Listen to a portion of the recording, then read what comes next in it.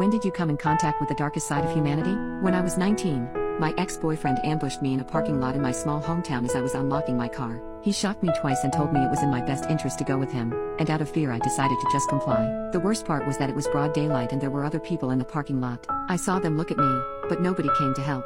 He drove me for over 2 hours until we finally arrived at his house, where he brought me inside. He proceeded to tie me to a chair, and I watched as he had a psychotic breakdown about what we could have been and how I did this to him. He stabbed himself 3 times, and me 27 times, and every time he drew red from either of us he'd tell me this was my fault. He'd sit there and interrogate me right after, asking me what my current boyfriend had that he didn't. He ended up using the red he drew from me to write our names followed by a love heart on his wall. After 4 hours he stopped what he was doing, and I watched him have another psychotic breakdown in front of me. He fled his house and left me tied up after it, and I sat there for at least another hour before I started trying to break free. I ended up surviving that day, but sadly I think that's the worst thing that could have happened to me. You see, during those 4 hours I refused to react to